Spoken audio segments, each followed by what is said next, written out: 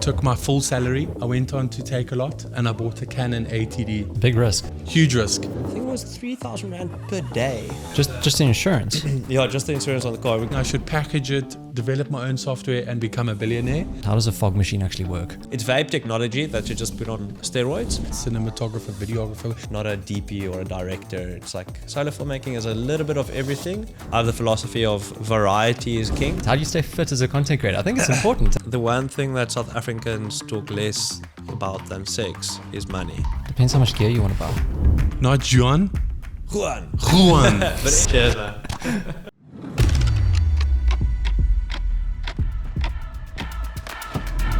Ladies and gentlemen, animals and aliens, welcome back to the podcast show. I'm hosting our second creator session, so to speak, today, which I'm very excited for. I've got the pleasure of introducing Juan de Swardt and Kernahan, who are both very talented, I'm going to call them cinematographers, who are much more skilled than I am, so I'm hardly feel qualified to be in their company, but I'm very excited for you guys to join me today. So thank you and welcome to the show. Thank you for having me. Yeah, man, super excited to be here. Juan, I'm going to start with you to kind of just ask you to give a bit of an introduction, who you are, how you got into sort of the content creation industry and where your story sort of began. Okay, cool. So you've got animals and aliens, where you've got a first cowboy here today as well. So I'm definitely in the cowboy spectrum. So I actually studied economics, and I was sitting in a class once where that recently did a cabinet reshuffle. And one of the girls from Zimbabwe asked, like, okay, listen, we see all of this politics happening, and what do we do about it? And I went home and this question stuck with me. I'm like, economics is this thing that runs the country, and it's supposed to take our whole society forward. And anyway, at the end of the weekend, I came to the conclusion that it's art or documentaries or videos or even games, and it's all in things that influence culture. And I was like, okay, well, how am I going to be part of this movement? Because economics is it's a science of hindsight, and it's almost like looking at your teenage years. Everything makes sense now, but while you're in it, you don't know what to do. So I decided I want to get part of the art journey. And I thought video is going to be my tool, and I bought a camera, started with some photography, shot a wedding, bought some more gear. Your first camera was the A6500, if I remember correctly. It was A6000. Oh, wow. But then, so I was born in the mirrorless world, which is, I don't know if that is... You're a new age. But my first lens was a Takumar Pentax, or like a Pentax like Takumar, so manual focused at least. Didn't have money for an autofocus lens. But so it's all about impact theory basically. So that's how I got into videography. And still lately, I don't care what I use, don't care what brand I shoot on. It's mostly just like, if you've watched the film or the video or even the social media piece, did it like move you? Did it have any emotion? Does it make you think differently? And I think that's the cool thing about video and the realm we're in is you have the ability to make someone feel something and then give them truth, or show them a cool product and then have them buy it, or just make a personal difference in their own lives. And that's my short story I got in the industry. And that's kind of my carrot in front of my nose and my North Star through the difficult times.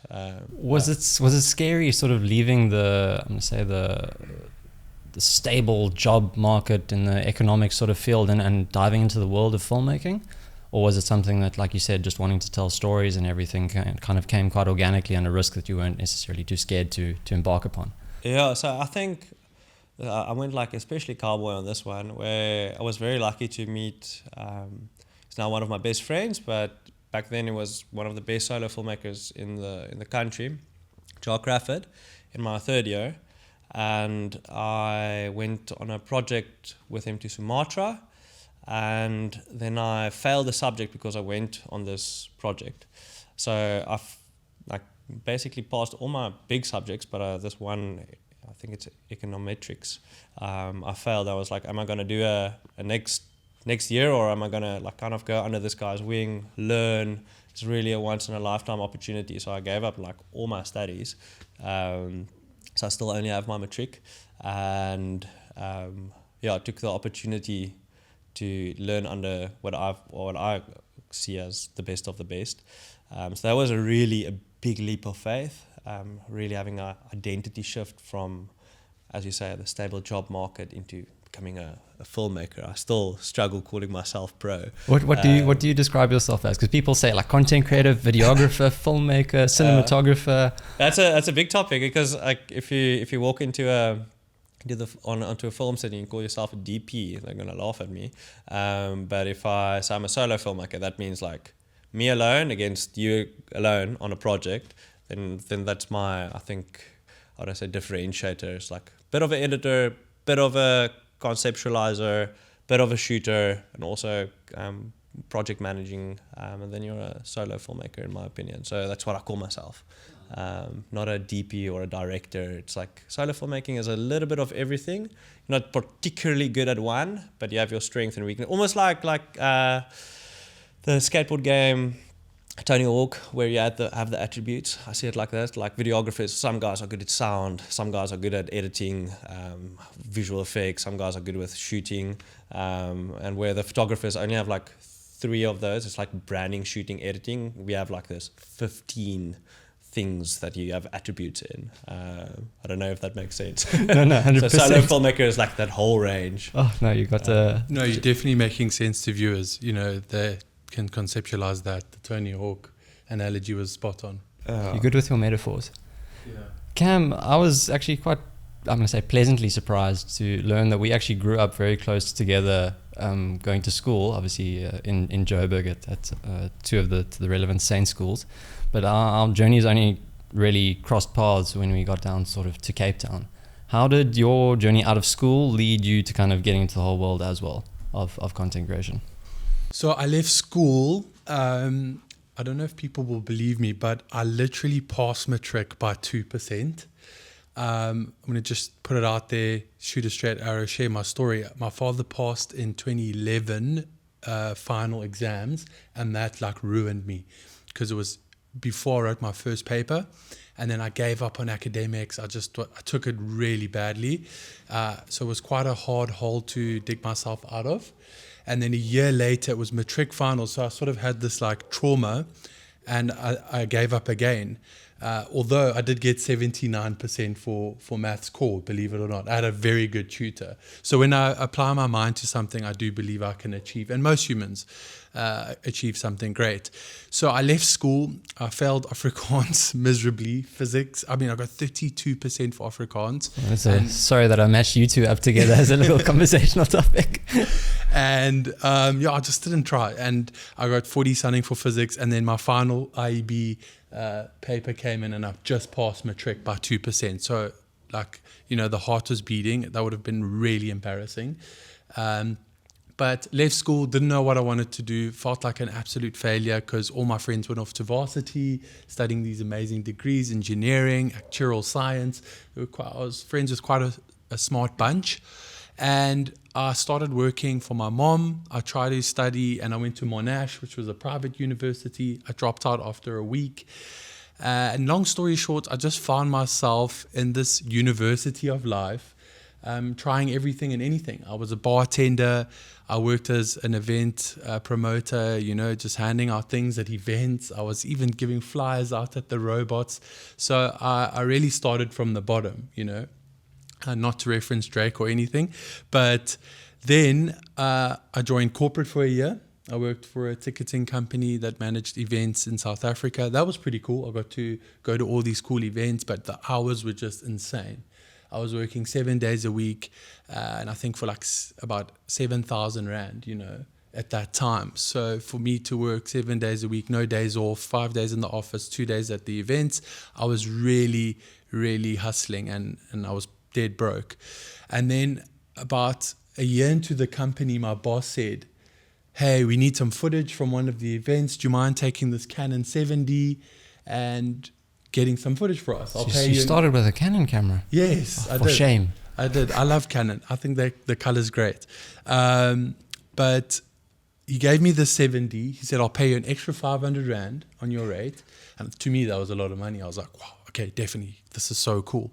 I took the camera, I went to the event, and I filmed a little after movie. It was HVOB at Constitutional Hill in Joburg. Amazing artists there are. The music's just insane, if you know who I'm talking about. I filmed this video. I went home late that night, like 1 a.m. I edited this video. I was so excited. I got to the office and I presented this video to the office. And I'll never forget that day.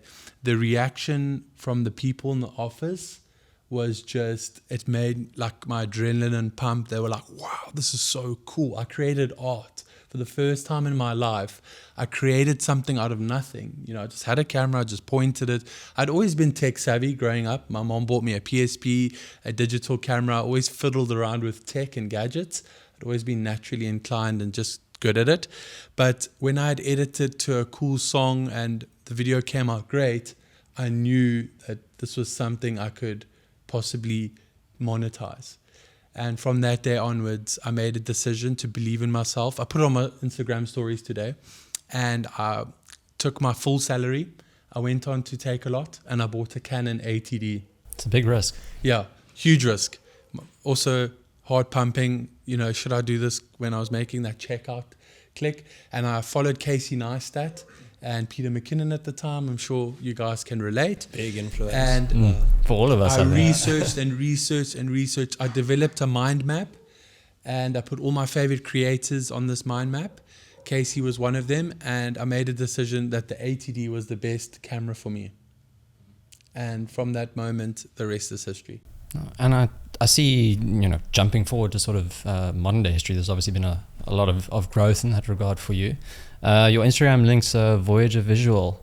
I think that's correct me if I'm understanding that correctly, but it's a company you started with your girlfriend now. It's a travel luxury real estate sort of agency in a sense, traveling around, creating awesome content in all sorts of different countries. Everything I see is just looking absolutely beautiful. Tell me a bit about what Voyager Visual is all about. Sure.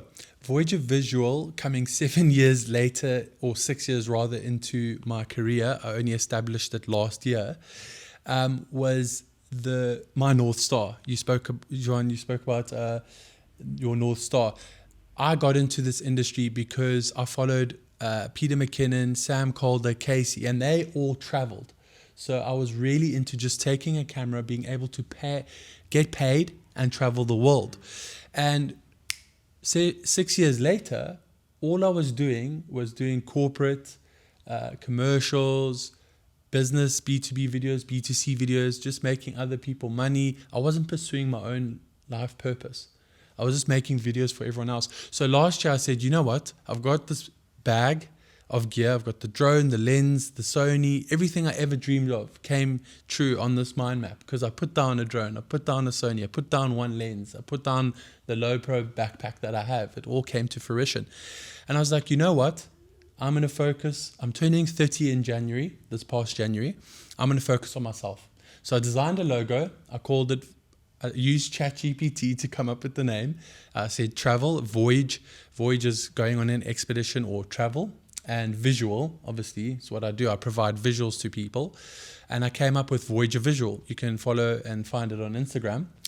And my very first hotel was, funny enough, before my 30th, was I went to Mount Bain Cabin for my 29th birthday. This was when the company was established. But the vision was, when I turn 30, I'm going to have this business.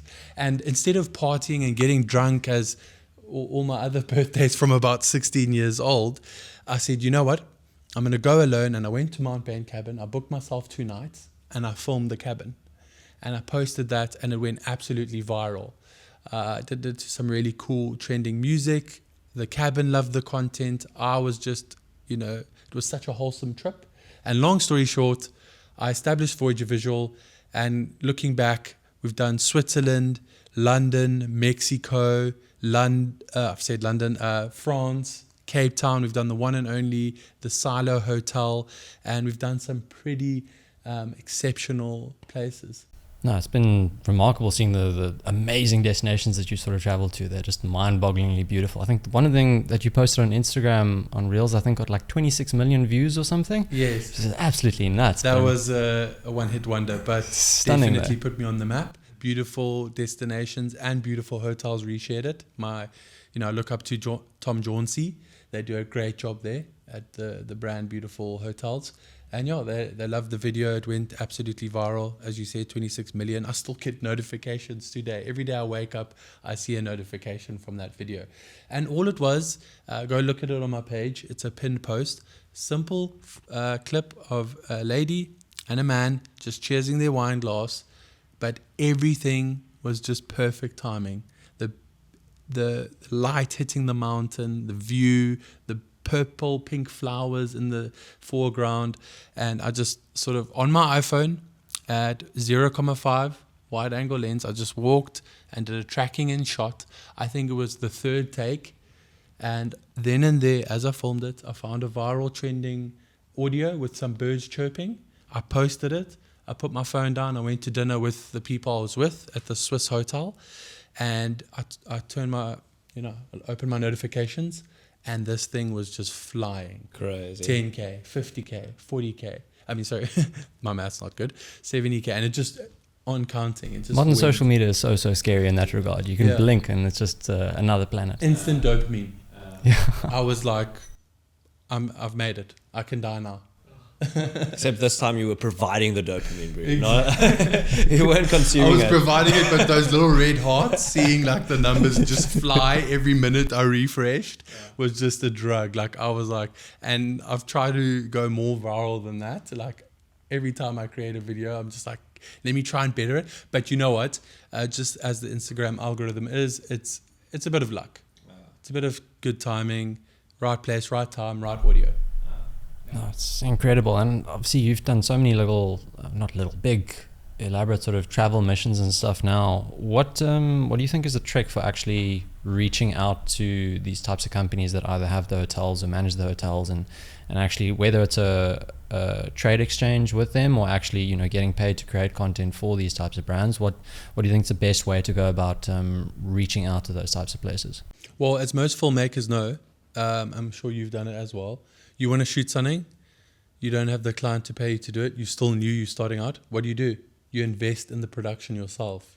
You hire a team, you hire a location, and you go and shoot it. So what I did was I paid for my very first day at Mount Bain Cabin. I took my camera, my expertise, I created videos. So it actually cost me my first time. Then I had that content. I approached my first hotel for a collaboration. I tried to go paid. They weren't interested. They said, we can give you 2 nights. And I think this one was a hotel in London called the Art Hotel. And it's run by Radisson. It's a beautiful hotel. Rooftop pool. It was brand new. I just moved to London for the summer. And I showed them the video. They loved the work. They said, cool, you can have 2 nights here. And this is what we want. Couple reels and some images. And then next moved on to a hotel in Portugal, Madeira. Same thing, and it just got better and better, like free breakfast, unlimited drinks. They had an honesty bar in Portugal, so I was like pouring my own pints. Honesty bar? Yeah, so you go there, there's no staff by the pool, and you pour your own beer and you drink it, and then you just write down what you poured. Would that work in South Africa? No, absolutely not. I don't think so. Wow, I've never heard of something like that. Portugal it's so ahead, very forward-thinking place. I loved that. It was amazing. I was sitting by the pool, film a bit of content, go pour a beer, write it down, be honest. I mean, it's such a great concept. Self-service and food. The guy was so lovely. I can recommend this hotel. It's called Estela Gem de Ponta do Sol. Don't ask me how I remembered that. It's a hotel on a cliff in Madeira. It is probably to this date my most favorite collaboration. It was an unpaid gig. And then I built up a portfolio over time, and this portfolio just got really good, and I presented it to hotels. It was, most of the time, it was always go and stay for free, complimentary stay, service exchange. And then they liked my work. They ended up reaching out to me to do a paid exchange. Now I have a few top hotels in Cape Town. I'm on their books as an actual vendor. That's amazing. No, and I think proving that body of work is such an important thing to do for any sort of young creators or anyone looking to step into another niche or something like that. Juan, I know you've got just, every time I see you produce another video, it's like your body of work just gets better and better and better. It's just thanks, a step man. up. Sorry, I know I'm fanboying here completely, but No, it just goes to another level every time. One of the videos I saw, I think it was last year, if I remember correctly, that you released it, was your Daytona Aston Martin DBX video that you did with Billy Butters. That was just amazing. Such a just absolutely beautiful, gorgeous visuals, amazing car. Obviously, how did that whole production sort of come into being? So that was, I have to give big credit to Mr. Willie Botha on that one, which is probably one of South Africa's, or like the world's best car photographers. He's absolutely fantastic. Yeah, his work is just amazing. Yeah, so obviously he's not just a photographer. He's also like a high level performance car driver. He knows how the logistics work on roads, the insurance with these cars. I think the insurance was like, I think it was 3,000 Rand per day, just to get the car for filming. Per day? So it's just the insurance? Yeah, just the insurance on the car, because we're filming on the gravel roads, etc. So did they have to use the insurance? So sorry, no. But it's so there's like filming these cars it's a lot more behind it than just getting the shot. So that's where Mr. Willie Botha came in, and he said like, dude, I'm going to produce it for you guys. You just get the shots.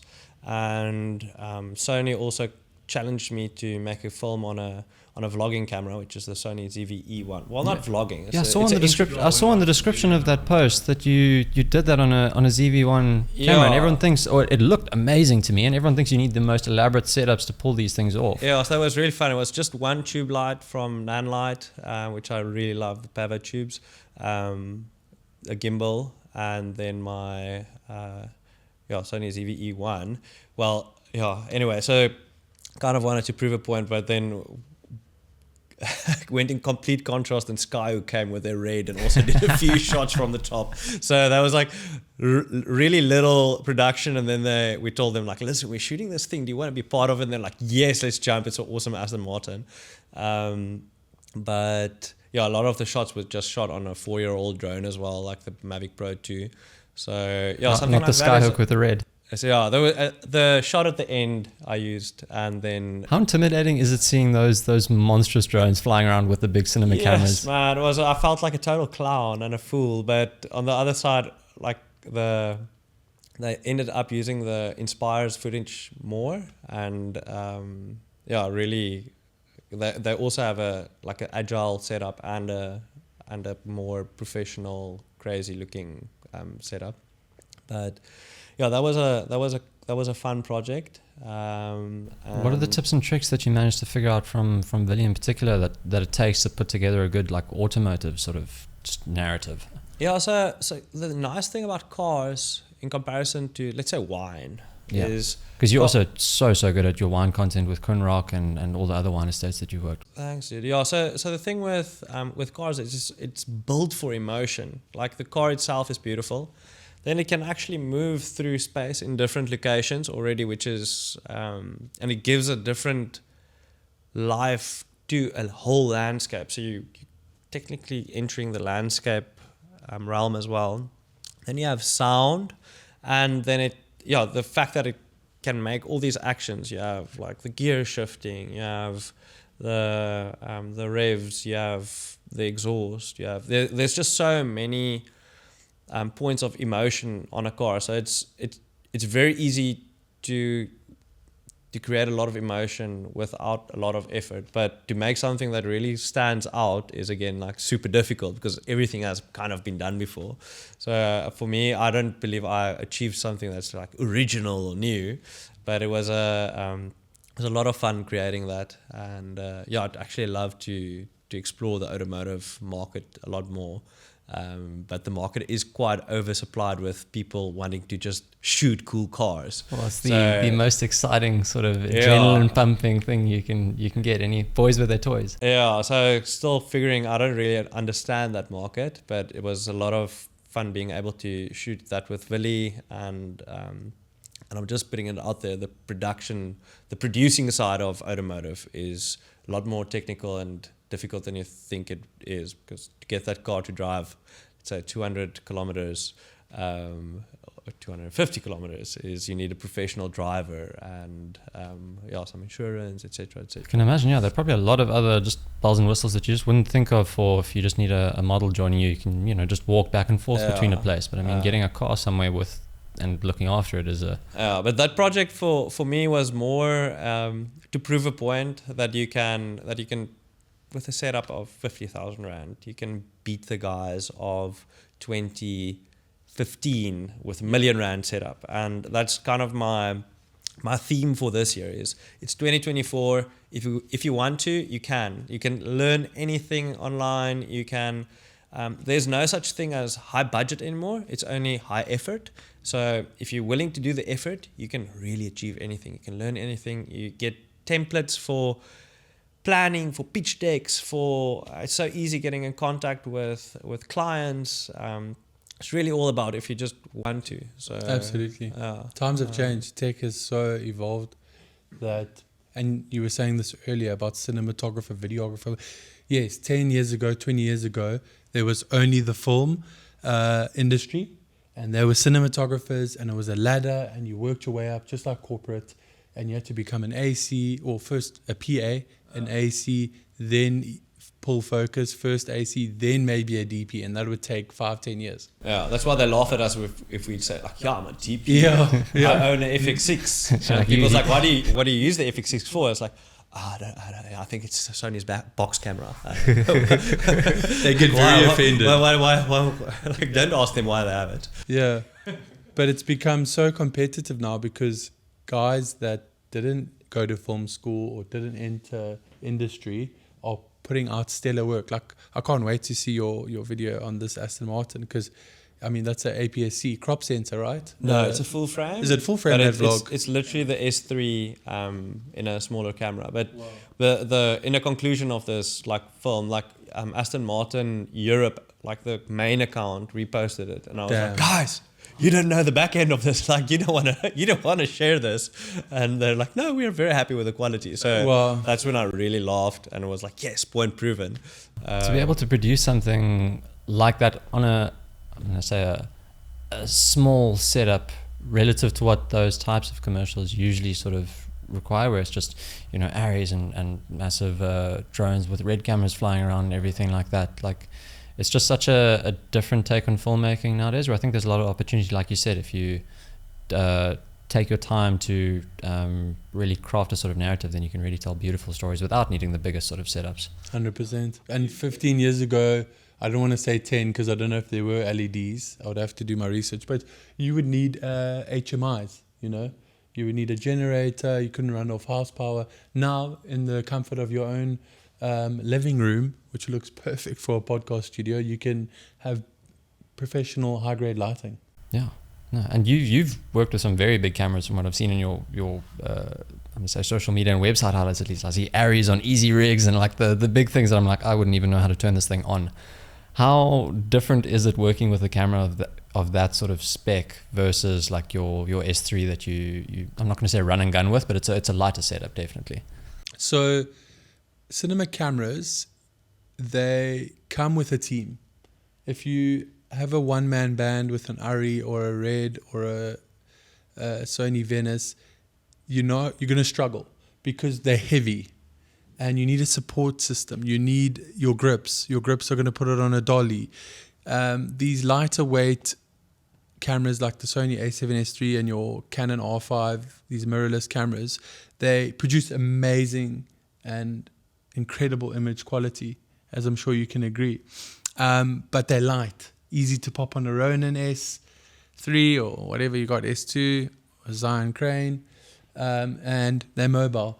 These Arris, they're heavy and they're expensive. You don't want to drop them. You want to look after them. You want to have safety chains when you're putting it on a dolly or a crane. And these tools are very expensive. They come with a big price tag to rent from these gear houses like Panavision and Media. And you need a team, to assemble that stuff. So you need your grips to carry that camera, put it on the easy rig for you, put it onto the tripod, put it onto the slider or the dolly, the crane, whatever you're using on the day to get your camera movements. And then you need an AC to pull focus, because these cinema lenses are all manual.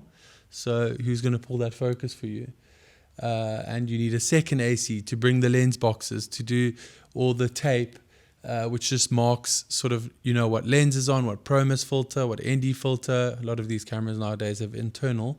But one thing I learned from a very good friend of mine, he's a Trinity operator in Cape Town, one of What's three. a Trinity, just for... Trinity is basically like a steady cam.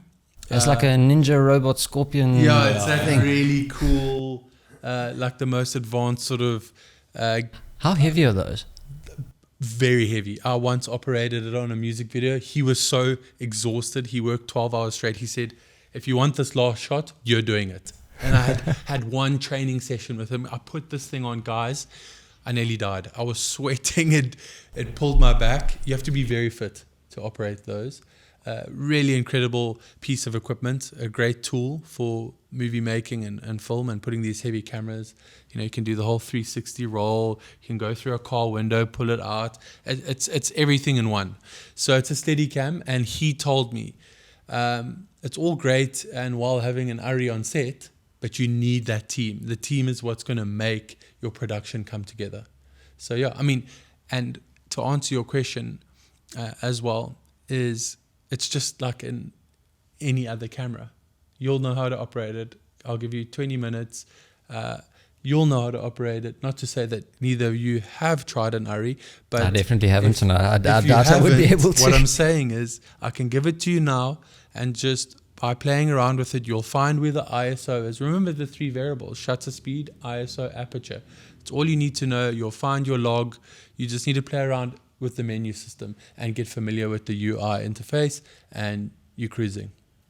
I very much come from the, YouTube university route of learning anything about cameras or filmmaking in general. So it's a bit of an open-ended question here, but do you guys think there's kind of a collision of worlds here now between the traditional sort of industry of going the sort of film school route and going up that ladder that you described versus sort of the solo filmmaker journey now, where they're kind of both now hitting the same types of projects? And do you think there's a bit of competition there, and how are things going to progress moving forward? Yeah, you can go for it, Rui. It's sort of what we were saying earlier. I think it's become so competitive and saturated in the sense that everyone has access. Anyone can learn how to shoot on an Ari. Just go Google it, go YouTube it, or a Red. You can go rent one from Zuti, from the rental house and shoot on it tomorrow. You don't really need to know. As I said, you're as strong as your team. So if you get a strong AC, they'll help you on the day. All you need to focus on as a cinematographer, DP, what we're responsible for on set is the frame, the lighting, director of photography. What's the photographic elements going to aid you in achieving the director's vision? You need to light that scene to motivate his mood and the message he wants to convey over screen and visuals. So I think it's just become universal now. Before it used to be separated. Now it's almost merged. Everyone is, every new day, a new LEDs coming out with smarter technology, and new cameras coming out, new glass. So yeah, I just think it's become a lot more accessible to the everyday user. And yes, there still is industry shooting the big Lexus ads, and to get in there and get those clients, it's still sort of old school, yeah. And there's a certain ladder, but we can still do amazing stuff like shoot for Aston Martin and get it reposted by the international official page like this man has done himself. Can't wait to watch the video, by the way. You guys have got me excited. But it just proves it's not really about gear anymore, because everything is become so advanced that it looks amazing. It looks cinema. There's this one guy, Alex, he's Romanian, on Instagram. I can't remember his surname. I'll get you to post the tag here. He's amazing. He posts a reel every single day. He compares the S3 to an Ari, like cinema glass, but just put a really nice lens on the Sony A7S III, you can make it look like an ARRI. Put a cinema glass on the S3 and it will look like an ARRI. And my formula is the 3 L's. I made it up. Lenses, lighting, location. And Boda, bro. You need Boda. Bokeh. Boda's something else. Boda's, we won't get into that, but Boda's. But yes, you need bokeh. And now you do your traveling account, bro.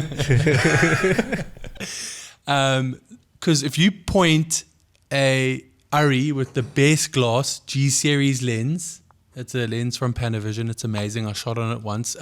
Transformers was shot on that. There's a website called Shot on What, and you can find, you can look at a movie like Avatar and it'll tell you, boom, what camera, what lenses. Do they have most of the big movies there, or? Every single film ever made. You can see what gear they used. It's called shotonwhat.com. And if you take an ARRI with the best glass, but you point it at a white wall, it's going to be rubbish. So you need a beautiful location, you need really good glass, and you need good light. Doesn't matter what the body is. If beautiful, scenery and subject is transformed through the science of light, through gorgeous, high-quality glass, and you have beautiful lighting, it's going to look good, even on a Canon 70D. No, lighting is becoming like everything in a sense. And it's actually crazy, the technology, how it's like leaping forward. Like, let's say a 500 watt light was always something super aspirational for me. That was, you would have the 1000 watt lights, and you have the 500 watt lights, and now like Nanlite recently released a light it's like 17,000 Rand, 500. Yeah, I DM'd you about it the other day because I saw you posting it. It was just remarkable. Bicolor, and for me it was always it's at least 50,000 Rand for a light like that. And I was like, I'd rather get a new drone, rather get a new lens. It's difficult to make that sort of plunge. Yeah, because I wouldn't do that on light. I'd rather get like a different light. But now it's only something that cinema teams would have, and now solo filmmakers can have a light that is, in my opinion, something aspirational. It's the same with the S3 range. You can really achieve cinema quality when it came out in 2020, or actually when the Blackmagic 4K came out. That's more it was a very revolutionary step. Yeah, that's when people could actually achieve what cinema achieves with almost might say salary budgets as a hobbyist, prosumer market. But yeah, back to the previous to your question, to the two worlds colliding and blurring. I think there's arrogance on both sides, where the one team thinks they really beat the other one, but there is a point to both. So sometimes you need to be lean, fast. You need to be able to get the shot. You need to be able to anticipate a shot that's going to happen, and you must be able to capture that shot, and you being able to shoot events and that kind of stuff. That's why I think everyone gets over events at some point, but the one skill you learn through shooting at events is anticipating what's going to happen. Especially on a wedding, you have one chance. Don't mess it up. Yeah. And a lot of the cinema guys don't have that background. They have 5 takes. They used to basically director calling, start recording, have a cup of coffee afterwards. So that's maybe a bit demeaning, but on the other side, I have this massive respect for the film industry. I've been lucky enough to be on two sets where it was really big budget stuff, and seeing how they work and how secure their system is. Yeah, it there's a formula. Yeah, it's especially if we touch VFX, solo filmmakers can't work with a VFX studio, and to go above a certain level, you really do need to have that system. There's certain things that system can only basically supply. And let's say the car market is blurring at the moment, but I cannot film a Boeing 777, I don't know, 747, I don't know what the stuff is. I don't want to even know what the drone licensing requirements are for a Boeing. Yeah, imagine you have to get the Tom Cruise shot of him hanging out of the freaking I can't do that. There's a reason for the system, and you must understand it. Where I have met, unfortunately, some DOPs where they so arrogant, and they try to teach me about mist filters. They call it some Hollywood blah blah blah blah, and I'm like, dude, we've been using this for years. You're talking crap. I understand. Like, everything you're doing is what I'm doing, but except I do it in half an hour, you do it in 4 days. But yeah, that's why I'm saying it's definitely like blurring. But I have a deep respect for the system, especially when they get crazy results. But yeah, it's a fun time to live in, and I want to be part of the people who push the journey, but also to remember what's the point of what we're doing. It's not about using cameras, it's not about using lenses, it's just a tool to tell a story. Like, back to you sharing that moment of emotion that you created with when you shared your video with a team. So I'm struggled to get that feeling lately. So mine was a bride that called me. She was crying. She's like, "You captured my day so beautifully." And I think it was still one of the most happy moments that I've ever had, even though haven't touched a wedding in a few years. But it's that's what we should still be busy with, is to it's not about what camera or what lights, or it's just, I think filmmakers or shooters or whatever you want to call yourself get caught up in gear, and you have to have difficult conversations with yourself every now and then. Just ask yourself, what am I busy with? Especially during the shoot, is it about my hairdo, or is it about like actually creating value for my client, or telling a story that will shape humanity? Yeah, what is my intention? You are so right. We tend to forget the why, the North Star. The intention should be to impact, to change people's lives. Cinematography is a tool to empower people, empower businesses. I was having a chat the other day. We lost a friend in a car accident. He was an editor, a filmmaker, and a shooter. And yeah, it just humbled us, and it shook us. We're like, life is just, so fragile. This guy was an amazing person with such a good, humble character. And here we are worried about small things, bills, and, the everyday struggles of life. But what are we actually doing? What is our intention with what we do? And I thought of, I really want to do a bit of like charity work with my filmmaking. Go and shoot a video for like someone who is less fortunate and comes from a less fortunate background, but is really trying, and runs an SME, like a coffee shop.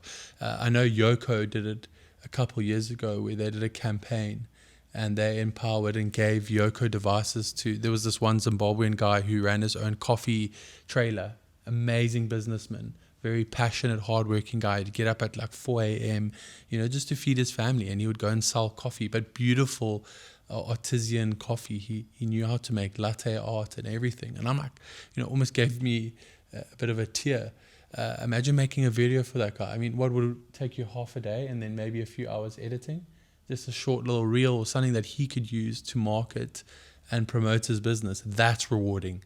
That's why we should be doing this stuff, not to get on the next Lamborghini commercial and look cool in your Roger Federer, what do they call these things, on cloud shoes. I bought these the other day because I'm like, I'm going to Dubai. I'm with my, very wealthy clients. I need to look cool because my sneakers were had holes in them, my Nikes, from being on multiple sets over the last 2 years. So yeah, sometimes we forget, and you put it into perspective, and very well said. It's about why do we do this?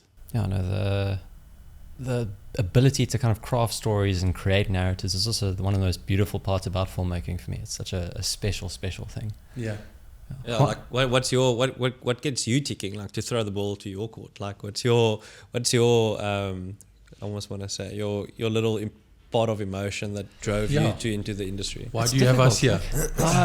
I'm getting very excited, kind of just learning about everyone else's sort of journeys in this sort of process, and how they went about finding themselves in this world of actually now telling stories, because it's become just such an integral part of our lives everywhere. Like you can't really go anywhere without content now just blasting you in the face, whether it's good or bad. And it's so special for me seeing the people that can actually craft it in the really unique and beautiful ways. Because I mean, there's TikTok and Instagram and YouTube and, you know, TV and Netflix and everything. So everything we're consuming is just some kind of story being barreled at us.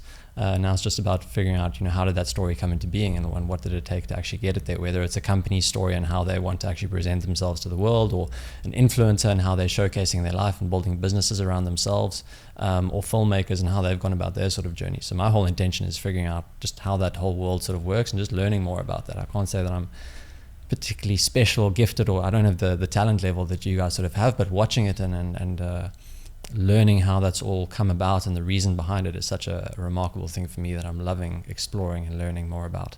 Very cool. And we thank you. We thank you for having us. This is a very important part of the Yeah, we're not process. done yet. You can't thank me for having you. No, I'm just saying, I also wanted to ask you something. Is it's really cool to have this opportunity. I've always wanted to do this, get out and talk and share the story and inspire others.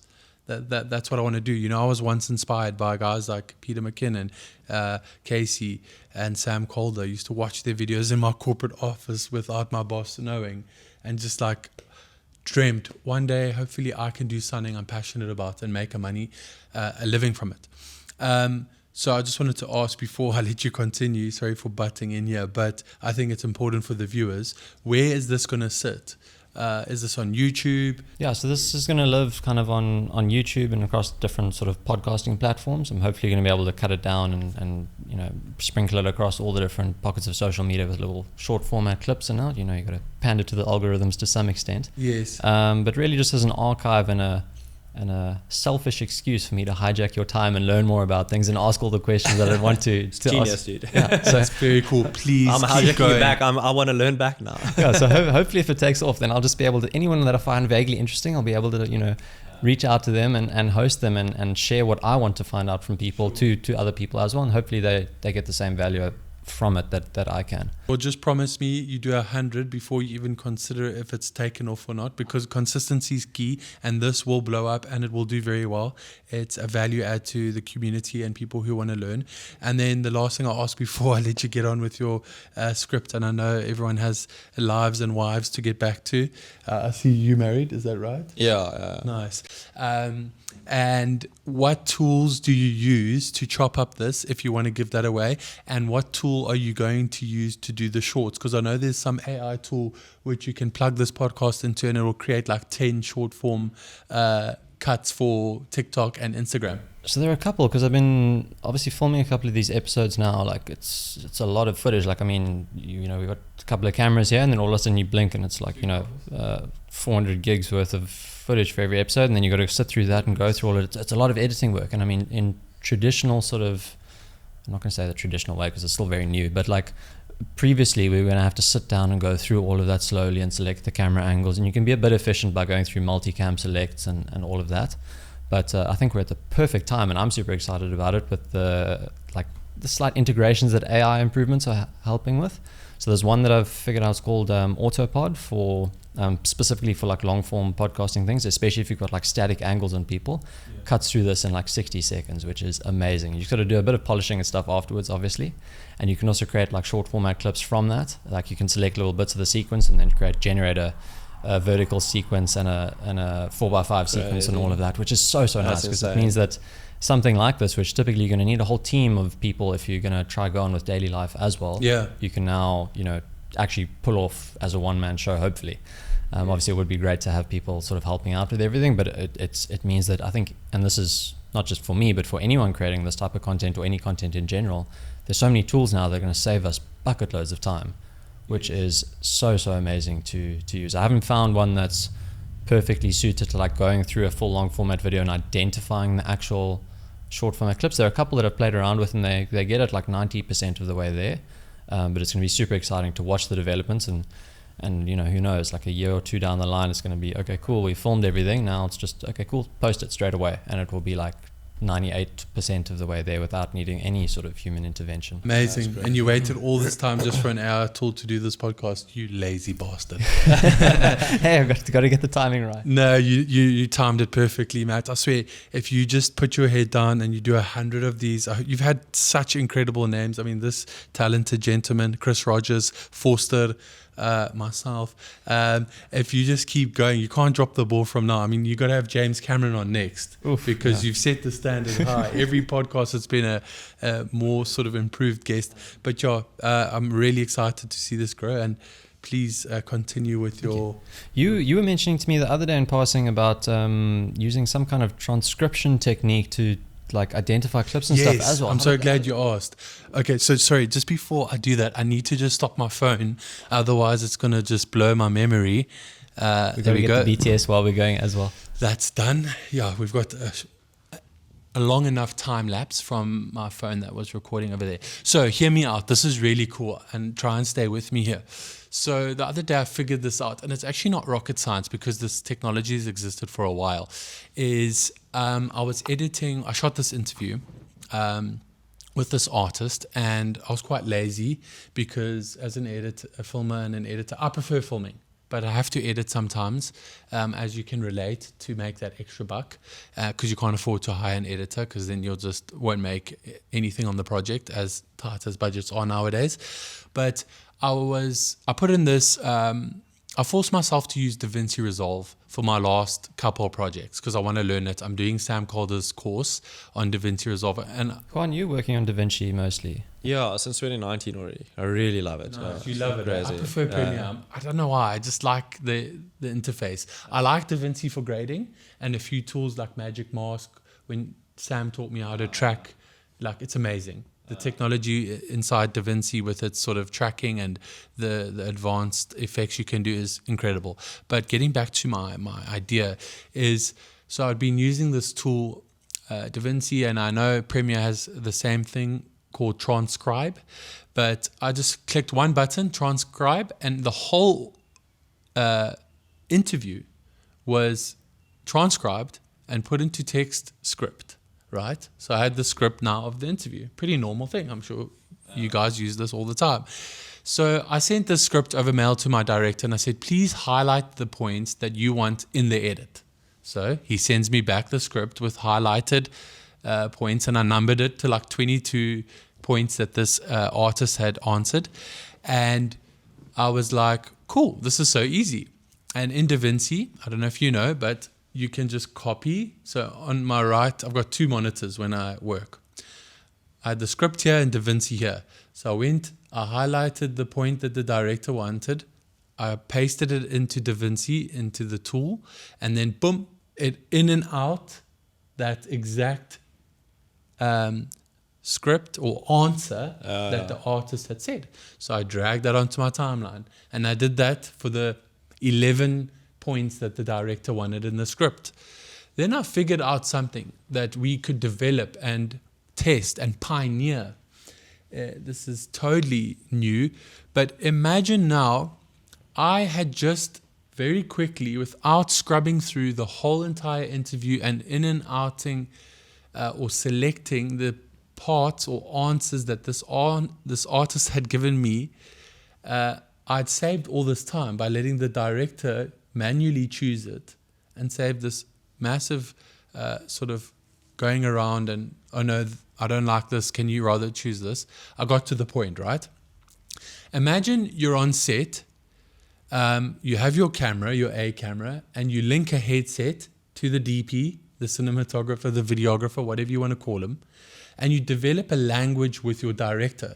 So this will go into the camera audio, so it will be written onto the actual footage. The audio will be linked to the footage. You'll have your boom operator if you have external sound, which will be synced later in post. So everything's as normal. You're not interfering with your formula. And when you're rolling, if you filmed a commercial in the film industry, as they work by their formula, your last take is usually your best one. That's why you keep repeating it.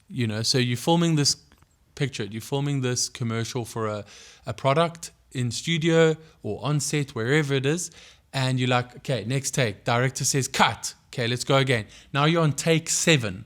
I've got my little mouthpiece, and you would develop a language that you have an A, B, and C grade. A is your best take, B, it's an okay take, we can use it, and C, it's like if we have to use it. and you get to your 7th take, and the talent nails it. It's an Oros commercial, whatever, and she just gets the drink, and it goes, the liquid pours into her mouth, or whatever concept you're doing.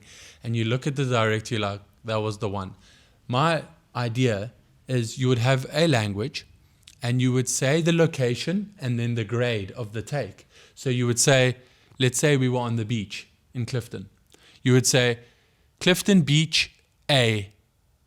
And then in edit, all you would need to do, the editor would know, you would give him the sheet, the formula, the code that you've developed, the language, and he would just go Clifton. So he would just type in location and the letter A, B, or C. And if he types Clifton A, it will direct him to the exact take, and he'll know that take is the best take on Clifton Beach for that scene. And he can just drag that select onto his timeline. How much time do you think that now solves? And it allows an editor to just take the script the hard work was just done on set. It was narrated by the DP and the director by, communication and just working a little bit harder on set. And it saves the director all this time now having to scrub through selects. He can still manually go and scrub if need be. But if you know on set, which you do 99% of the time, that Aston Martin's coming, nah, guys, sorry, forgot to roll, as we all make that mistake. Please, can we do it again? Aston Martin comes second time. Oh, out of focus. Sorry, guys, my bad. Don't have a focus puller. I'm doing this. I'm a one-man band. Third take. Aston Martin comes. Juan nails it. Gets the take. All he says into his mouthpiece, or whatever he's wearing. You can even just wear a lapel. It's not inconvenient at all. He just says, Signal Hill, A. Take A. And boom. In his edit, he just types in Signal Hill A. He goes straight to that take without even scrubbing through one bit of footage. That's my idea. With a bit of sort of, massaging or polishing up the sort of process to it, you could create an on-set narrative and narrate your footage, which would link to your takes and save a lot of time in post. It's super smart. Super smart. How do you typically go about identifying clips that actually work? Because I'm wondering now, for a podcast, for example, like this, it's the whole take is kind of included. It's not like I'm transcribing and then looking for things, but that could be super useful for if I've got someone behind the camera who's identifying little portions in it with a secret microphone saying, okay, cool, this will be a great social cut down or something like that. Yes, this is where it becomes difficult because you would need to be in another room so it doesn't interfere with this audio, and you'd need to be monitoring this entire podcast, and he could just say, you would need to develop a language with him. He could say, Cameron made a point A, grade A. So that's kind of where it's smart to transcribe it. So if you have everything, you turn it into text, and then you just put it into ChatGPT, and you say break it up in topics, and then because I did this with an interview that went way too long. I had to make a 5-minute video. It was a 2-hour interview, and there's no chance that I'm watching that. Those are impossible. When do you have the time? So I transcribed it. I told it, please make me an intro. Just put the text into ChatGPT, or actually I use Bard from Google, and then, or Gemini now. It was Bard. It's Gemini now. And then it gave me an intro for the topic. It gave me a point A, point B, and then an outro, and I had my 5-minute video, and it took me 20 minutes to make. So it was instead of 10 hours, and because sometimes you arrive on a client interview or something, and you don't have the capacity to do it. So you just use AI. So in the podcast setup now, I would just take the audio, put it in AI, or transcribe it to text, feed the AI the text, then you say okay, can you summarize the podcast in topics, please? And then you say, okay, can you make me a 40-second video by text, and then it will give you the amount of video that usually has an intro, a point, and a conclusion, and then you just use those texts and you cut it out of the transcription, because you literally just search those words and then you put it into the transcription, and then you just drag those words, and then you have it. So that's a fast way. So you don't have to use brain power or employ someone to use but the visual cue, like the audio cue, is super smart. Like for selecting clips, what I usually do is just also just go for the last one. If it's horrible, I look if there's something better before because it. why would you retake the scene if your first one was the best? But I've really become a fan of a teleprompter lately, especially with clients. They feel like they're reading. I show them what they look like. They're like, whoa, that's incredible. Yeah. But teleprompter is quite a game changer. You just got to hope their reading speed can keep up. Yeah. But it's much better than the So 100%. That's definitely the element. Thanks for that. Is ChatGPT. It's perfect. Because you could even throw the whole transcription in there and say, please highlight all the points where we said grade A. The scene, then grade A. Then I'll give you all your A cuts and B cuts. And then on set, you just look at the director. So I say, what do you think of that take? Give it a C. Then I grade it. I grade it through audio. So I'll say into my little mic, Signal Hill, grade C. He's really living the moment. I'm feeling like I'm at Signal Hill at the moment. It's a hard concept to explain because Shane, these guys are shooting a feature film. I love the change of voice as well. Like this is my Signal Hill voice. No, I'm really good with voiceovers like this summer. Ooh, you got the one moment, one man. Ooh, that voice is solid. That. Yeah, it's pretty good. I've been known to do a whole bunch of accents. I did drama at school. Oh, so wow. that's why I got into this. But yeah, really interesting thing. I should package it, develop my own software and become a billionaire. But that's not my path. I prefer creating art. No, really, you've got the vision. You had your mind map with Casey and with Sam Calder and everyone. So just make your next mind map. Imagine the viewers watching this. It's a race. Whoever can develop the software first will become rich. Like the new software for filmmakers integrating AI, ChatGPT, and editing. It's so exciting for me, like seeing the enthusiasm for this type of AI integrations into our sort of workflows, because I think, like, or at least in my perspective, from what I've seen, like mainstream media, it's like AI is coming for our jobs and it's going to ruin everything, and it's destroying the art. But like everyone I chat to is just so excited because these tools are forming like integral parts of what they're doing, and it's helping them do their jobs more effectively. It's saving time and allowing us to focus more on the creative. It allows us to do more, which is so great, because you can never take away. So there's these guys. They're in my office, and films, really, really lovely pair, Rob and Byron. They are shooting the first feature film ever at Africa Burn. They asked me to be an operator. Unfortunately, I cannot make it. I have other commitments, but I pitched this idea to them, and shame, they went straight into production. They're shooting as we speak. Look out for the film. It's called This Is How the World Ends. And it's really cool. I mean, what a location, Africa Burn. Do you know how much it would cost to get thousands of people around a massive bonfire in a feature film? Millions. They're getting this location all, on the house. So Africa Burn was quite like against people filming big things there. But they're doing it from an art perspective. They pitch the whole script, the narrative, and it's art. It's becoming an art piece of the festival. I mean, I really have massive FOMO that I can't join the guys as an operator. They're taking 2 Aries and signature primes. It's going to be a spectacular piece of work. And I pitched this to them and was hoping that they could integrate it, but maybe on the next one. And that would be, perfect. In the desert, you save the editor time and you just say, burning whatever sculpture, grade A. No, I love it. I'm gonna jump topics here from the AI improvements to improving our workflow back to the physical realities of actually creating sort of content. Juan, especially for you, because I've seen it. I think you've done it in a few of the wine cellars in particular. Bringing in atmosphere into the space with like a fog machine sort of thing. I've seen you doing that a couple of times, and it's like not a breath of fresh air, because it's not really fresh air at all, but it just creates, it like brings everything to life. How did you go about incorporating those sort of elements into everything? And because I'm a complete novice in this, how does a fog machine actually work? Okay, so first there's two two types. You have haze and you have fog. So fog is a different compound that you put into it, and a proper haze machine is a lot more expensive. It's the liquid that you put in hangs for hours, where fog would it looks a bit more like smoke. So it's more around like hang times.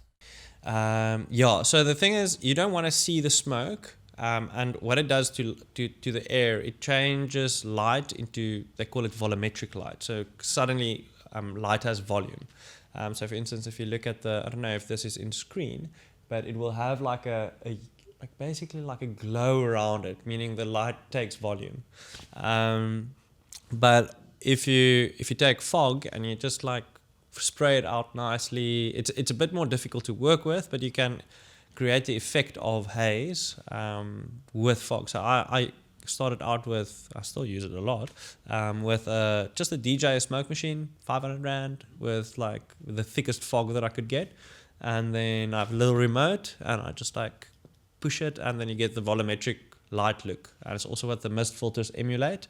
So it makes your highlights bloom, but it's not the same thing. And then I also use the Smoke Genie, which is a glycerine compound. So it's food safe, art safe. You must be really careful when you use this stuff in, like, for instance, the cellars. The guy was like, dude, are you sure you can use this on the ag barrels? Like, if you're going to mess up my whole, like, harvest here. But, art, food, be sure if there's toxins inside of the stuff. But the glycerine compound is... non-toxic.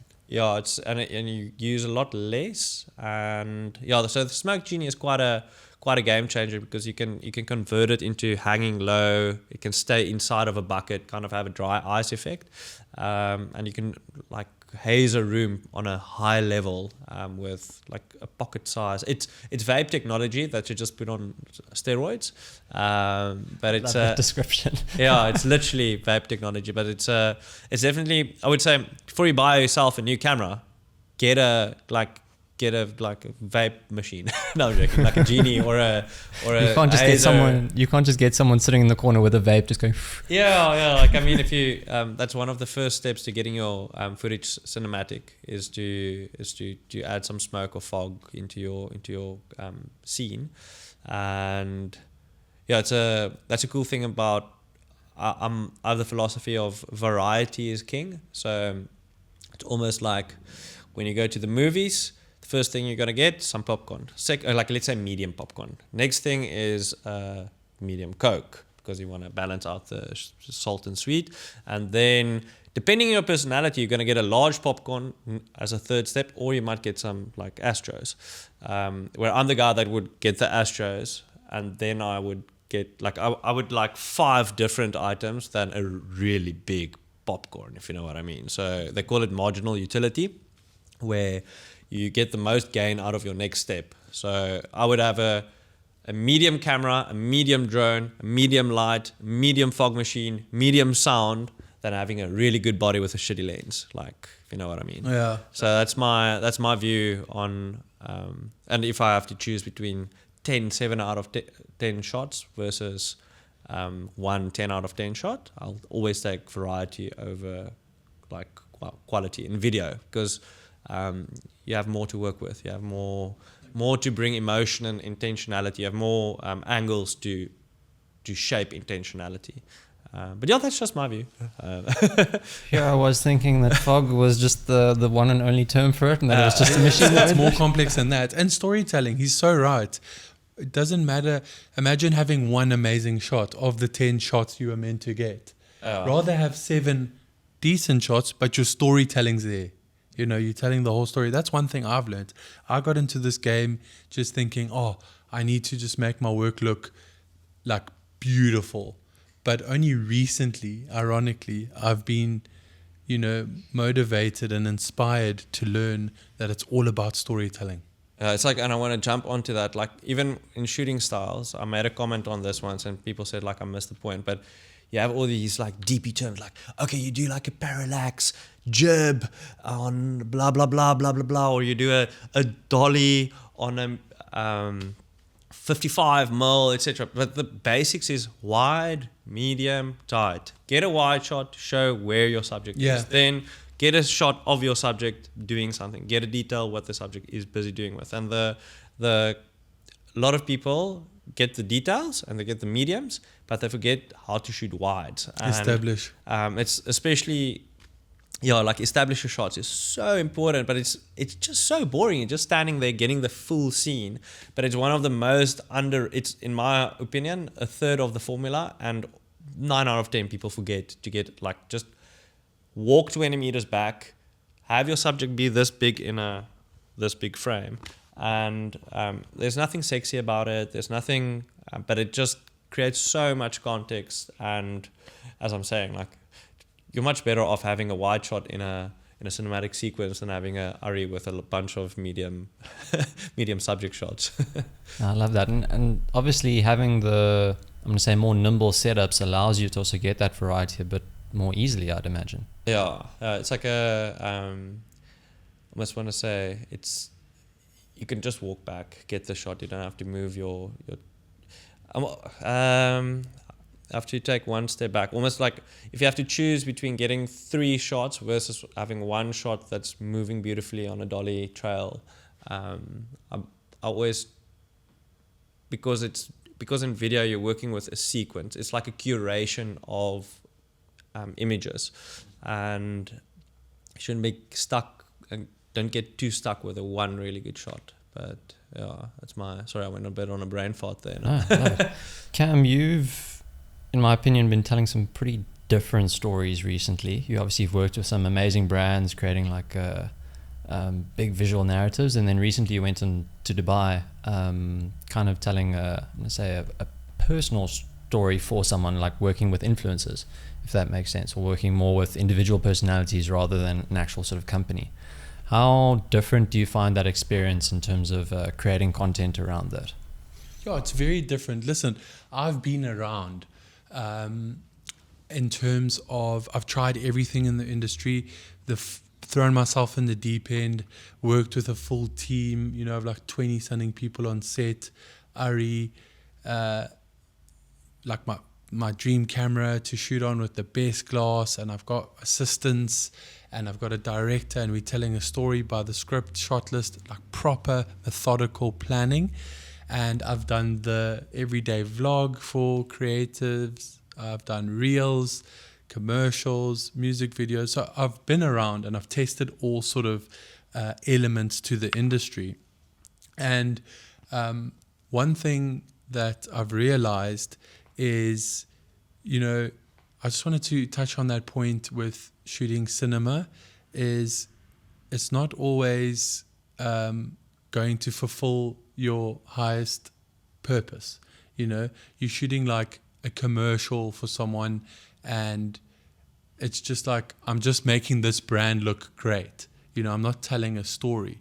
So recently I just resonated with this one person on Instagram who's really into sort of personal growth and his health and his relationship with God. He's religious, which is I found really cool. And I was able to strengthen my relationship with God. And however anyone perceives that is very personal.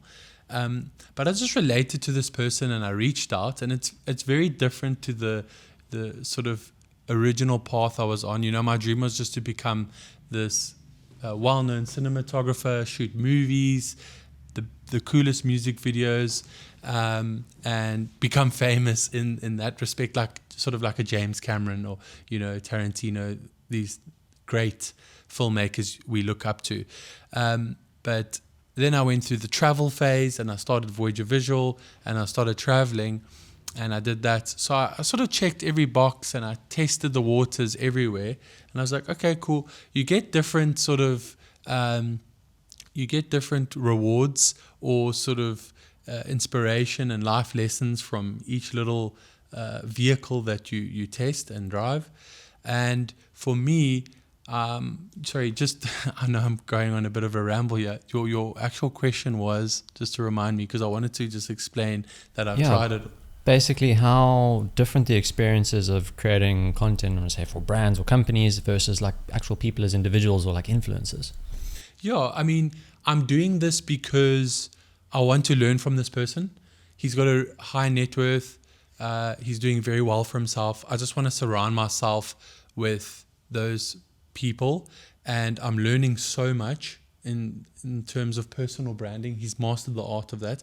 And just like Gary Vaynerchuk said, is if you don't know your product or your personal brand, just document your story. So that's what I'm doing now. I'm just documenting my life. I'm journaling it in the form of videos, and I'm telling my story to inspire others that if they haven't found their dream or passion, they can. So I've sort of veered away from traditional movie making and storytelling because it doesn't always pay the bills. And it's very, you got to, as I said earlier, work your way up in it and prove yourself. And sometimes the rates aren't always good, and it's 12 hours. Whereas independent filmmaking, when we run our own clients, we get paid well. You get to dictate your rates in a certain way. And I've had to humble myself. I'm 30. I'm not on big sets with an Ari and all. But you know what? I have a great portfolio of Ari sort of stuff, and and I keep referring to Ari because it's sort of the benchmark or feature film camera. It's changed a bit now. A lot of films are shot on Reds and Sony Venice, but that was always my dream, is to be on set with an Ari, with a full team. Lead. You have to be a very good leader on set as a DOP, but it wasn't fulfilling for me. So I've humbled myself. This guy's 27 years old. I'm 30. I went to Dubai, and I was shooting his vlog for YouTube. Empowering him, helping him tell his story, and in exchange to be around just a different caliber of businessmen and entrepreneurs. And I'm learning a lot. So it's totally worth it, and that's my journey for now. And this is a long-term game. I say this to a lot of people, like, why aren't you shooting movies? Well, sorry, they say that to me. And I'm like, well, James Cameron and them, they're like in their 60s, they've been through multiple marriages, and they have 20, 30 years of experience. They've mastered the art and science of this so-called filmmaking, movie making. Yes, they started somewhere, and they probably were shooting when they were 20, 30, 40, 50. But I see it as a long-term game. I'm happy to travel the world now, earn a good rate. I get paid to enjoy what I do. And yes, I'm shooting some youngster's YouTube channel and his reels to market himself. But at the same time, I'm learning how to market myself and eventually grow my brand and expand. And the long-term goal is still there, to shoot a short film, a Netflix docu and Netflix TV series, and eventually a feature film. No, that's awesome, because for me I'm not going to say a requirement, but it's definitely an exciting opportunity for us as sort of whether solo filmmakers or creators in general, to market ourselves as well, and also tell our stories as creators, and actually sort of showcase our journeys in that whole process. Not to be influencers, so to speak, but more to just add another facet of marketing yourself to other people, and just sharing the knowledge that you've built up with other sort of people as well. I know you considering some educational type things as well. Juan, I know you've I'm not going to say dived into, but definitely started, maybe not in the digital space as much, other than on YouTube and across your social platforms, but definitely in person. You've been doing a lot of educational type of events. I know you did one with Nan Night recently with Stellenbosch Academy, and at some of the Sony Alpha events. How's that experience been, specifically in the physical space of teaching people what you know? Yeah, so I really struggled making a topic about me. So like, hi guys, it's Juan. It's listen to me. So for me, it's really cool to have a platform like Instagram, where I'm more like sharing my stories. I struggle with building a brand. I'm really not good at it. But then to meet all these people that you follow and follow you back, and actually, meeting them in person, and actually put a face to the name. I don't know. I love it. It's just, it's so simple, but my value proposition is basically, okay, I'll share a bit of something that I know, and then I just want to meet you guys. It's so lekker. It's not really a very deep thing, but it is quite lonely out there as a creator. You mostly spend most of your time on digital platforms. And I want to tackle that challenge to bring people more together. There's so much knowledge to be shared. Like as back to my Tony Hawk reference, where the one guy's really good with sound, it's a 30-second solution for him. For me, it's a 5-hour solution. It's good if communities come together just for the networking, not really about the speaker. It's more just providing food and drinks. But also, let's put it on a selfish way again.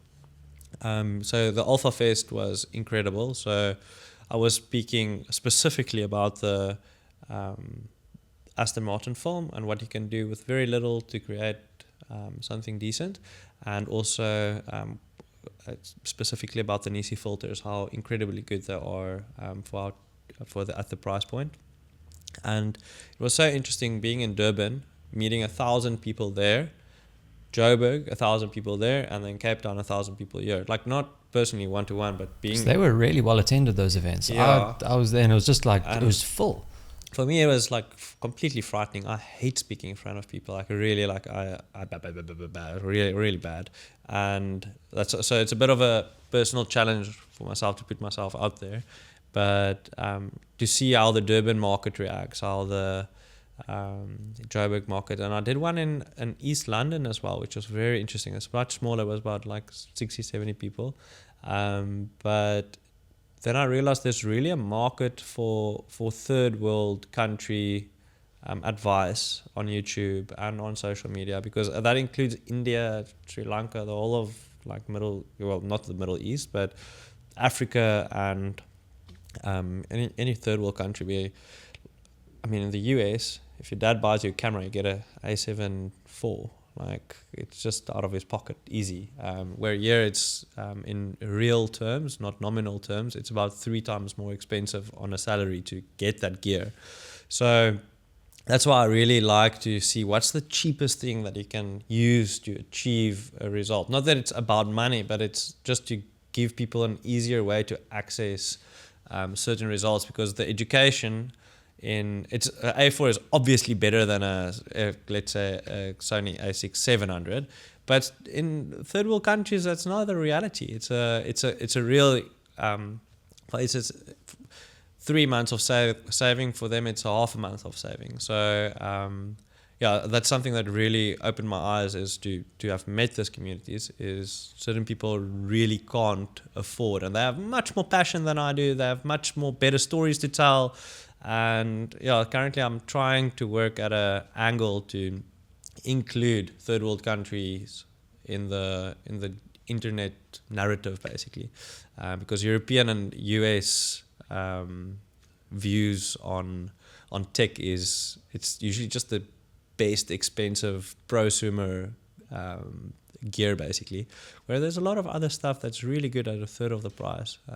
Yeah, that's what it's just a result of what came out of actually meeting people in person and seeing what thousands of people want. And there's very few people wanting the pro stuff. And we think everyone use it, they want it. But yeah, it was just that's kind of what I'm addicted to, is meeting these people that's usernames and seeing they have simple jobs, but they have big dreams, and to actually see how they achieve it is incredible.